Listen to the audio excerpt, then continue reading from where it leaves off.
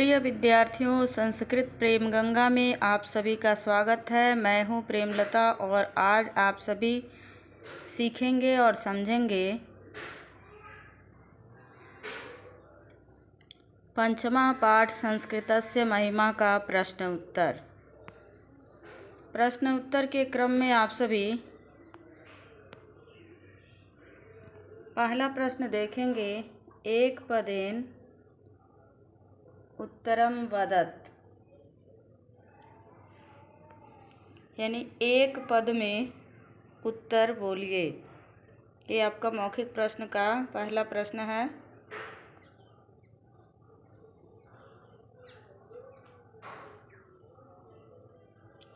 उदाहरण देके समझाया गया है कि किस तरह से उत्तर देना है। उदाहरण में लिखा है, राम बिना का नास्ति, राम के बिना क्या नहीं है।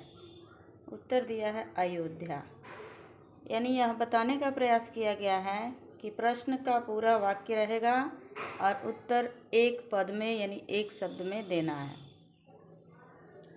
अब इसमें क्रम से क ख ग घ करके प्रश्न दिया है। क में प्रश्न दिया है, संस्कृतम बिना का नास्ति, यहाँ रामम रहेगा, ठीक है। संस्कृतम बिना का नास्ति यानी संस्कृत के बिना क्या नहीं है। उत्तर होगा बच्चों संस्कृति है। अभी एक बात को ध्यान में रख लीजिए, अभी भी इतना समझाने के बावजूद मासिक परीक्षा में या साप्ताहिक मूल्यांकन में यह पाया जाता है कि अगर प्रश्न पूछा है एक पदेन उत्तरम वदत में, तो एक पद में ही उत्तर देना है। अगर पूछे पूर्ण वाक्येन वदत, पूरे वाक्य में, तो वहाँ पूरे वाक्य में देना है।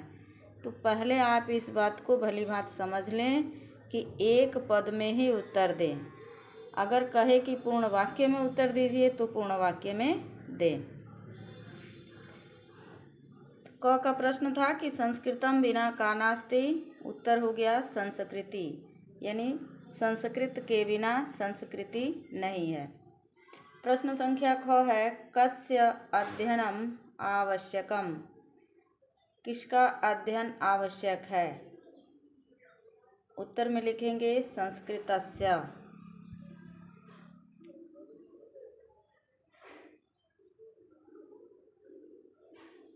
प्रश्न संख्या ग है, संस्कृते के सन्ति, संस्कृत किससे है। तो यहाँ उत्तर होगा आचारः विचारः भावनाश्च। संस्कृत से क्या है, तो संस्कृत से आचार विचार और भावनाएं हैं।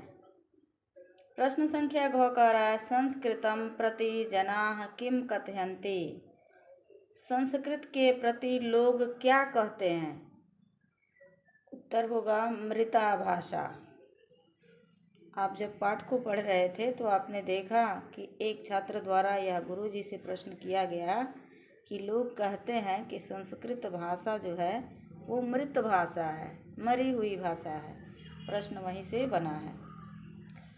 उसके बाद से अंगा प्रश्न कह रहा है कि कस्याम भाषायाम वेदा उपलभ्यन्ते, किस भाषा में वेद उपलब्ध हैं या प्राप्त होते हैं।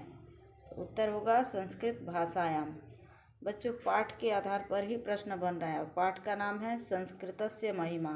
संस्कृत की कितनी विशेषता है, संस्कृत की कितनी महिमा है, उसी से संबंधित सारे प्रश्न मिलेंगे।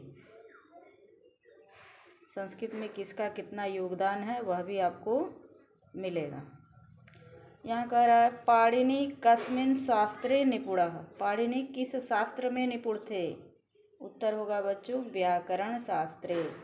ये वही पाणिनि है जिन्होंने शिव जी को प्रसन्न करने के लिए उपासना की और शिव जी जिनसे प्रसन्न होकर के 14 बार डमरू को बजाए और 14 बार डमरू से जो ध्वनियाँ निकली उसी को इन्होंने व्याकरण के वर्णमाला में संयोजित कर दिया। ये वही पाणिनि है, ये व्याकरण है, यानी व्याकरण विशेषज्ञ हैं। अब यहाँ कह रहा है, एक वाक्येन उत्तरम दत्त, एक वाक्य में उत्तर दीजिए। प्रश्न संख्या 2, ठीक है। उदाहरण में दिया है कि किम अध्ययनम आवश्यकम, किसका अध्ययन आवश्यक है।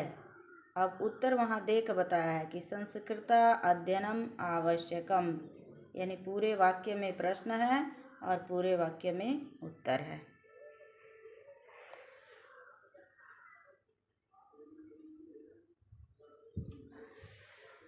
अब यहाँ आपको प्रश्न संख्या क क्या कह रहा है, कस्याम भाषायाम शब्द निर्माण पद्धति अस्ति।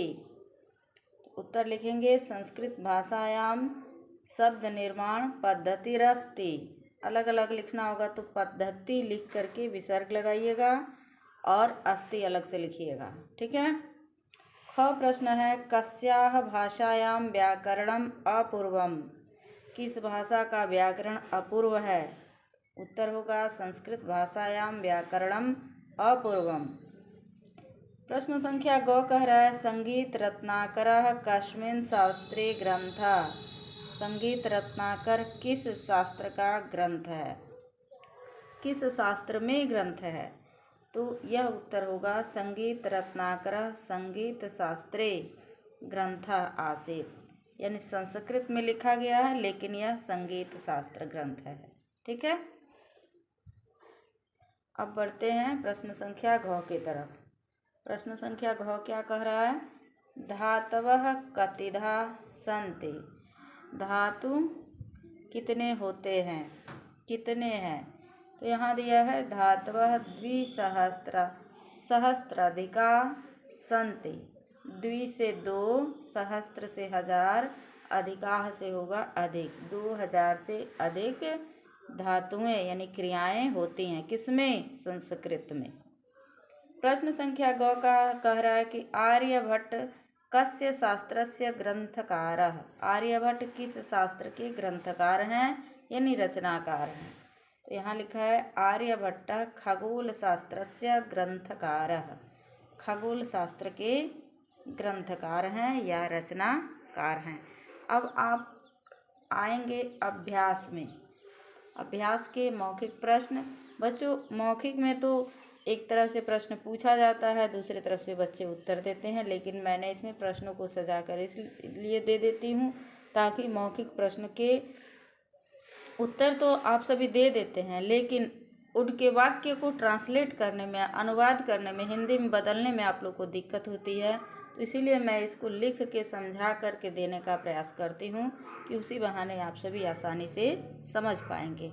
चलिए अभ्यासः लिखता में क्या है, पहला प्रश्न है, कह रहा है संधि विच्छेदम कुरुत, यानी संधि विच्छेद कीजिए, ठीक है।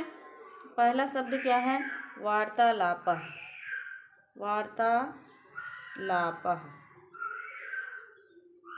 वार्तालापः, वार्ता धन आलापः, ठीक है। इसमें आपकी दीर्घ संधि है। दूसरा है नेयम, यहाँ हलंत रहेगा, ठीक।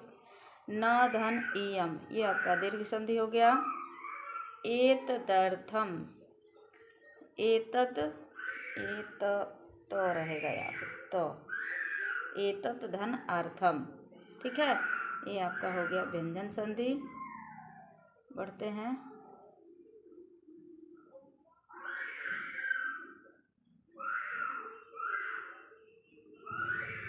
अगला है अत्रैव, अत्र धन ऐव, यहाँ वृद्धि हुई है बच्चों, ये आपकी हो गई वृद्धि संधि। आप लोग नाम लिख लीजिएगा, मैं नाम नहीं लिख पाई हूँ, नाम लिख दीजिएगा। वैसे प्रश्न में पूछा नहीं था, फिर भी नाम लिखे रहोगे तो आपको आवश्यक सही जानकारी आपको रहेगी। यहाँ दिया है विषय अस्मिन, विषय अस्मिन, यहाँ पर आपका बीच में हो गया है अवग्रह, ठीक है। यहाँ है विषय अस्मिन, ठीक है। चलिए अब बढ़ते हैं प्रश्न संख्या 2 की तरफ। दूसरा है अधोलिखित वाक्येषु रेखांकित पदानि आधृत्य प्रश्नान रचयत। अधोलिखित 2 शब्द से मिलकर बना है, हमेशा इससे एक प्रश्न जरूर पूछता है। अधः धन लिखित, अधः मैंने नीचे, लिखित मैंने लिखे गए, ठीक है। अधः लिखित तो नीचे लिखे गए वाक्यों से रेखांकित पदानि आधृत्य प्रश्नान् रचयत। आधार पर, आधृत्य मने आधार पर, जो भी शब्द यहाँ लिखा गया है क ख ग घ में, और जितने शब्द के नीचे ये रेखा खींची गई है, रेखांकित किया गया है, उनके आधार पर प्रश्न बनाना है। तो चलिए देखते हैं कैसे प्रश्न बनाना है।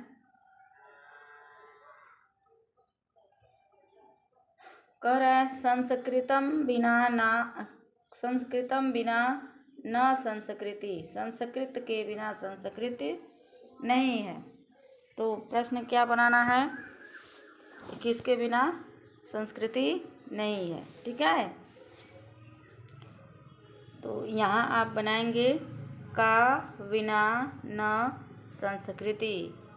ठीक है, का बिना ना संस्कृति। देखो बिना का जहाँ पे प्रयोग होता है ना, यहाँ पे द्वितीया होती है, फिर पंचमी भी होता है और तृतीया का भी प्रयोग होता है। अभी सबसे अंत में हम इसको आप लोगों को बताएंगे। ठीक है, तो यहाँ पे आपका द्वितीया का प्रयोग हुआ है। आगे है प्रश्न संख्या ख, संस्कृते एव आचारदयः, संस्कृत से ही आचरण मिलता है। तो यहाँ पर प्रश्न है कस्मिन, प्रश्न जब बनेगा तो हो जाएगा कस्मिन एव आचारादया, कौन आचरण हमें देता है। तो यहाँ पे आपका क्वेश्चन मार्क रहेगा, यहाँ क्वेश्चन मार्क आप लोग बना लेंगे क्योंकि प्रश्न बन रहा है। अब प्रश्न संख्या ग कह रहा है कि भारतीयाः भाषा अस्या ऋढ़ं धारयन्ति। प्रश्न इसके बेस पे बनाना है क्योंकि ये रेखांकित पद था। ठीक है, तो ऋढ़ं दिया है, तो यहाँ आप प्रश्न क्या बनेगा कि भारतीय भाषा इसकी ऋण को धारण किए हुए है। इसके ऋण को धारण किए हुए है। तो यहाँ प्रश्न बनेगा भारतीय भाषा अस्या क्या धारण किए हुए है।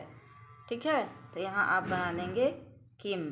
ध्यान रखना है जब भी हम प्रश्न बनाएंगे ना, तो जिस शब्द से उत्तर हमें मिला है उसी का हमें ध्यान में रखना है कि वो जिस वचन में होगा और जिस विभक्ति में होगा उसी से हमें प्रश्नवाचक शब्द का चयन करना है।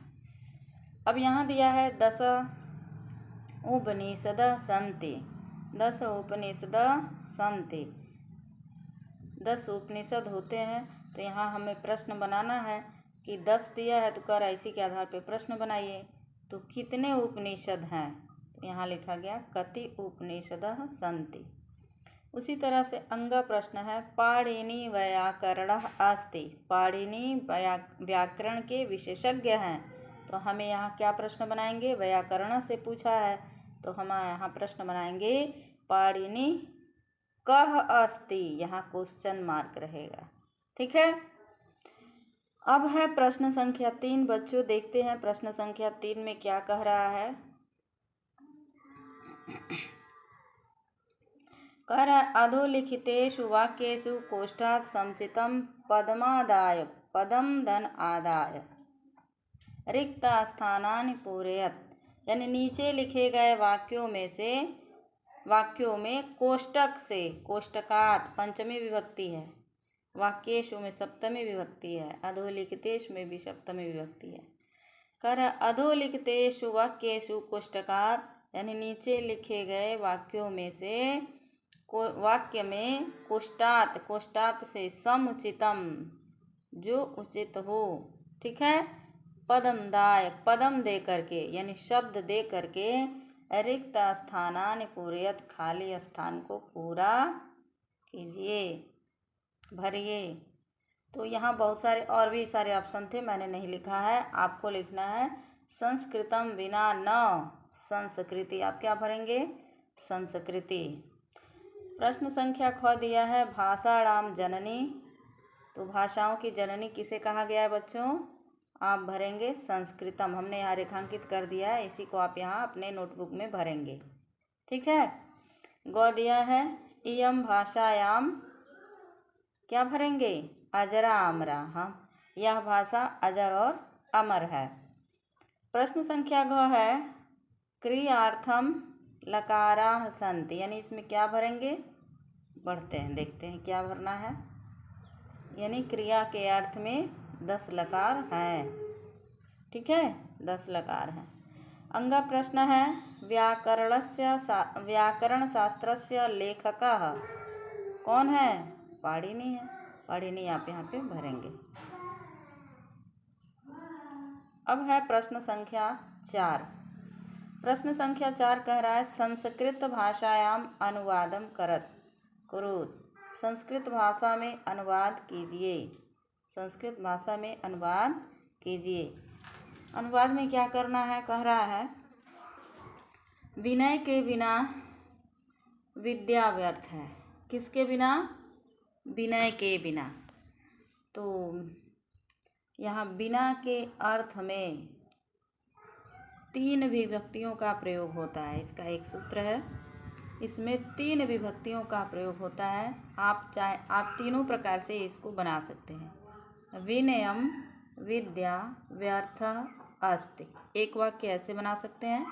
दूसरा बना सकते हैं विनयेन विद्या व्यर्थ अस्ति। तीसरा वाक्य आप ऐसे बना सकते हैं विनयात विद्या व्यर्थ अस्ति। लेकिन आप षष्ठी विभक्ति का प्रयोग नहीं करेंगे। जैसे कि पहचान है षष्ठी विभक्ति का के की, तो मन में आएगा ना कि विनयस्य बिना विद्या व्यर्थ, नहीं, गलत हो जाएगा। क्योंकि इसका सूत्र है कि बिना का प्रयोग जहाँ होता है वहाँ पे द्वितीया तृतीया या पंचमी विभक्ति का प्रयोग होता है। इसलिए मैंने तीनों ही शब्द को दे दिया है। आप तीनों ही शब्दों में से किसी एक का प्रयोग करके संस्कृत में अनुवाद करेंगे। ठीक है, चलिए बढ़ते हैं। अब दूसरा अनुवाद क्या है? हाँ, दूसरा भी वही है। कह रहा है ज्ञान के बिना सुख नहीं। तो यहाँ आप लिखेंगे ज्ञानम बिना सुखम न अस्ति। अगर आप ये अलग अलग नहीं लिखते हैं तो नास्ति लिख सकते हैं, जैसे यहाँ हमने लिखा है। ठीक है, अगर अलग अलग लिखेंगे तो न अस्ति और एक साथ लिखेंगे तो नास्ति, यानी दीर्घ संधि कर देंगे। तो यहाँ आप लिखेंगे ज्ञानम बिना सुखम न अस्ति, या फिर ज्ञानेन बिना सुखम न अस्ति, या ज्ञानात बिना सुखम न अस्ति। इन तीनों शब्दों में से किसी एक का प्रयोग करेंगे। द्वितीय विभक्ति हो, तृतीया हो या पंचमी, तीनों में से किसी एक का प्रयोग करेंगे। तीसरा प्रश्न है राम के बिना अयोध्या नहीं। हाँ, रामम बिना अयोध्या नास्ति, या रामेण बिना अयोध्या नास्ति, या रामात बिना अयोध्या नास्ति। बच्चों, मुझे उम्मीद है कि आप सभी इस बात को अच्छे से समझ गए होंगे अनुवाद बनाने के अंतर्गत। चौथा अनुवाद क्या है? कह रहा है स्मृतियाँ 108 हैं। स्मृतियाँ कितनी हैं? 108 हैं। तो इसका रूप जो है मति के हिसाब से चलेगा। ठीक है, मति मति मतयः ऐसे रूप चलता है ना। आप स्मृतयः अष्टाधिकशतम सन्ति ऐसे करके लिखेंगे।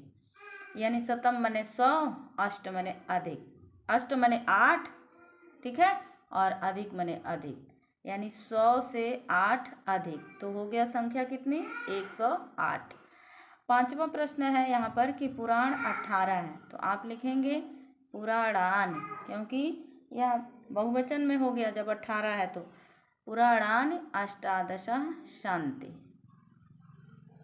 क्लास आपको अच्छा लगे तो आप लोग चैनल को सब्सक्राइब अवश्य कीजिए और लाइक करना भूल जा रहे हैं, लाइक ज़रूर कीजिए, अपने दोस्तों में शेयर कीजिए ताकि सभी बच्चे इसका लाभ उठाएं। अब हम बढ़ते हैं हिंदी में पूछे जाने वाले प्रश्नों की तरफ। कुछ ऐसे प्रश्न होते हैं जिसको हिंदी में भी पूछा जाता है तो आपके संस्कृत पाठ का ही, उसी पाठ का, लेकिन पूछने का तरीका हिंदी हो जाता है। कुछ ऐसे प्रश्नों को भी मैं लाई हूँ। आप सबसे पहले देखें, प्रश्न है संस्कृतस्य महिमा नामक पाठ किस विधा की रचना है? विधा से मतलब होता है किस प्रकार की, जैसे नाटक है, निबंध है, संवाद है, हास्यात्मक है, व्यंग्यात्मक है, इस तरह की जो रचनाएं होती हैं उसको कहा जाता है विधा। तो प्रश्न कह रहा है कि संस्कृतस्य महिमा नामक पाठ किस विधा की रचना है? तो बच्चों ये आपका संवादात्मक है, वार्तालापः। आप देखे होंगे पाठ के प्रारंभ में ही लिखा होगा पंचमः पाठः संस्कृतस्य महिमा, और ब्रैकेट में लिखा है वार्तालापः, यानी यह पाठ संवादात्मक है। प्रश्न संख्या 2 कह रहा है कि संस्कृतस्य महिमा नामक पाठ में किसकी विशेषता का वर्णन है। तो बच्चों इसमें संस्कृत भाषा की विशेषता का वर्णन है। ठीक है, यह प्रश्न आप लोगों को परीक्षा में हो सके तो हो सके नहीं, 100% आप लोग का ऑप्शनल ही आता है, और कहीं कहीं पे 2 नंबर का भी आता है। तो आपको चुन करके उत्तर देना है। जो सही उत्तर है हमने दिया है, ठीक है, आप चुन करके उत्तर देंगे। अब ये तो कई बार आ गया, किसके बिना संस्कृति नहीं है। तो बच्चों संस्कृत के बिना संस्कृति नहीं है। संस्कृति में क्या होती है, आचार विचार और भावनाएं होती हैं। ठीक है, अब बढ़ते हैं प्रश्न संख्या 5 क्या कह रहा है। तो प्रश्न संख्या 5 है कि संस्कृत भाषा को लोगों द्वारा क्या कहा गया है। तो इसे मृत भाषा कहा गया है। ठीक है, भारतीय भाषाओं की जननी कौन है। जननी, जनक, जननी माने माता, ठीक है, जन्म देने वाली, संस्कृत है। भारतीय भाषा किस भाषा की ऋणी है, किसकी ऋणी है पूछ रहा है। तो आप लिखेंगे संस्कृत भाषा की। 8वां नंबर प्रश्न क्या है। 8वां नंबर प्रश्न कह रहा है कि वेदों की रचना किस भाषा में हुई। तो बच्चों संस्कृत भाषा में हुई। व्याकरण के रचनाकार कौन है। पाणिनि जी हैं। योग दर्शन के रचयिता कौन है। योग दर्शन, योग शास्त्र जो आप लोग समझे हैं, उसके रचयिता जो है पतंजलि हैं। ये भी संस्कृत में लिखा गया है। अगला प्रश्न पूछ रहा है कि संस्कृत में धातुओं की संख्या कितनी है। तो लगभग 2000 से अधिक। ठीक है, धातु माने क्रिया, ठीक है, क्रियाओं की संख्या लगभग 2000 से अधिक है। 12वां प्रश्न है कि संस्कृत में लकारों की संख्या कितनी है। तो 10 संख्या है। अब बच्चों 10 लकारों के नाम लिखिए, ये आप लोग को देना जरूरी था, क्योंकि आप लोग क्लास 8 तक केवल 5 ही लकारों को पढ़ पाए थे। तो यहाँ पर जो दिया है वो आप लोग अच्छे से समझ लीजिए। लट, लेट, लुंग, लेट, लेट, लंग, लिंग, लुट, लिट और लोट। ठीक है, तो इस तरह से 10 लकार है। अगला प्रश्न है संस्कृत में धातु कितने प्रकार के हैं। तो 3 प्रकार के हैं। आत्मनेपदी, परस्मैपदी, उभयपदी। ठीक है, इनसे बहुत सारे प्रश्न पूछे जाते हैं, महत्वपूर्ण टॉपिक है ये, इसे थोड़ा अच्छे से आप लोग समझ लेना। अगला प्रश्न है आर्यभट्टियम की रचना किसने की है। तो आर्यभट्ट ने। बृहत संहिता के रचनाकार का नाम लिखिए। वाराहमिहिर ने। ठीक है, और जो महत्वपूर्ण प्रश्न है, क्या है महत्वपूर्ण प्रश्न, 7वां, संस्कृतम शब्द की व्युत्पत्ति बताइए। यानी संस्कृतम शब्द की उत्पत्ति कैसे है, संस्कृत शब्द कैसे जन्म ली है। ठीक है, तो क्री धातु है बच्चों, सम उपसर्ग है और कत इसमें प्रत्यय है। ये आप लोग अच्छे से समझ लो। ये आपकी धातु है जो रूट के नीचे ऐसे बनाई गई है, ये उपसर्ग है और ये है प्रत्यय। ठीक है, 18वां प्रश्न है संस्कृति शब्द का प्रत्यय विभाग क्या होता है। यानी इसमें प्रत्यय क्या है और क्रिया क्या है और इसमें ये उपसर्ग क्या है। तो सम, धन क्री, धन कितिन। बस अंतर आपको याद रखना है। यहाँ पे संस्कृति लिखा है इसलिए यहाँ पर कितिन प्रत्यय है, और यहाँ संस्कृतम लिखा है इसलिए यहाँ पर कत प्रत्यय है। ठीक है, 19वां प्रश्न है अपि शब्द का अर्थ क्या होता है। तो अपि का अर्थ होता है भी। अपि का अर्थ क्या होता है, भी। ठीक है, लेकिन इसका अर्थ बदलता है। देखिए कहाँ बदल रहा है, बता रहा है।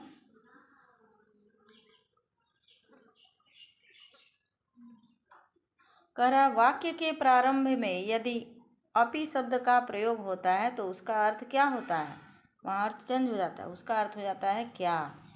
प्रश्नवाचक वाक्य में उदाहरण में दिया है अपि त्वम गच्छसि, क्या तुम गए हो, और यहाँ क्वेश्चन मार्क लग जाएगा। ठीक है, और इसी को अगर घुमा के लिखो, त्वम अपि गच्छसि, तुम भी गए हो, दोनों में अंतर है ना बच्चों, समझ के देखो।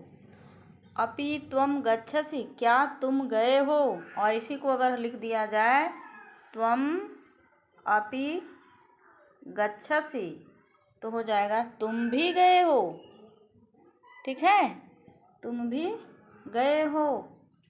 तो इस तरह से इसका अर्थ बदल जाता है, तो आपको इस बात को ध्यान में रखना है।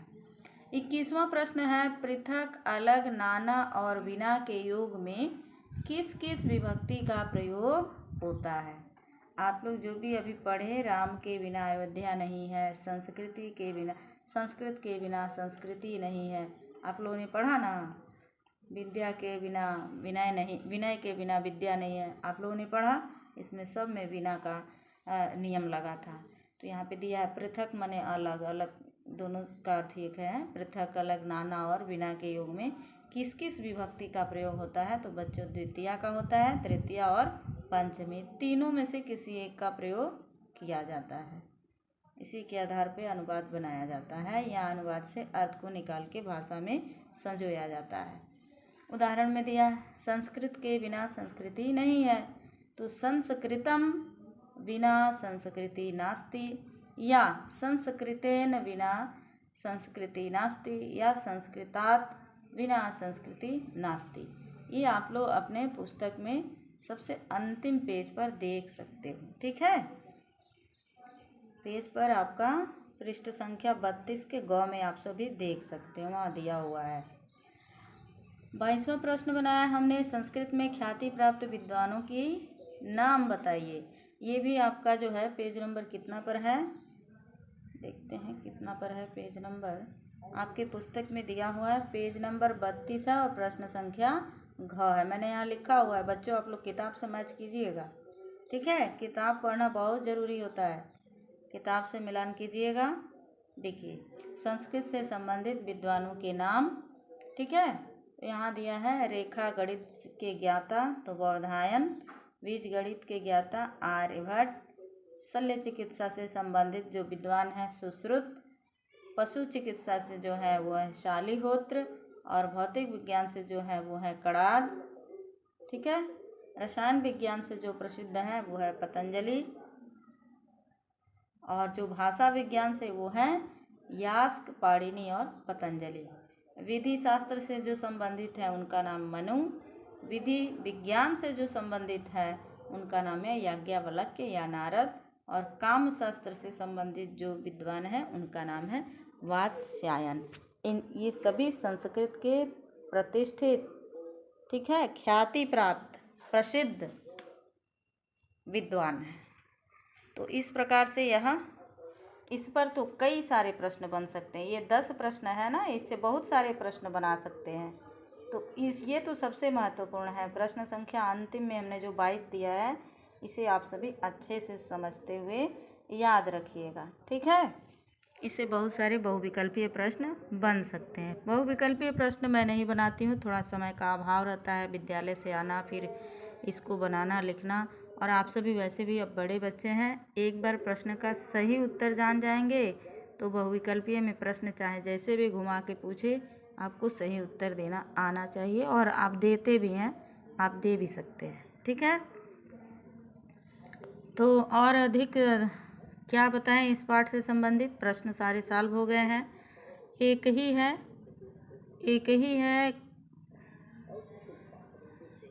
क्या है, ये है एक ही शिकायत है, समझिए ये कि पूरे पाठ को आप लोग देखते हो, कॉपी पर भी बना लेते हो, लिख लेते हो, लेकिन ना चैनल को लाइक करते हो और ना ही उसे सब्सक्राइब करते हो। ठीक है, एक ही शिकायत है। देखिए, विद्या बांटने से बढ़ती है। आप जो सीख रहे हो अपने पड़ोस के बच्चों को सिखाओ, अपने भाई बहनों को बताओ, क्लास में हो तो अपने दोस्तों से शेयर करो, उस पर डिस्कस करो, उस पर चर्चा करो। उससे ज्ञान अस्थायी भी होता है और आपका ज्ञान बढ़ता है, स्ट्रांग होता है, मजबूत होता है, उसे आप भूलते नहीं हैं। वो ज्ञान आपका अस्थायी होता है, इसलिए आप जो कुछ भी पढ़ें, सीखें,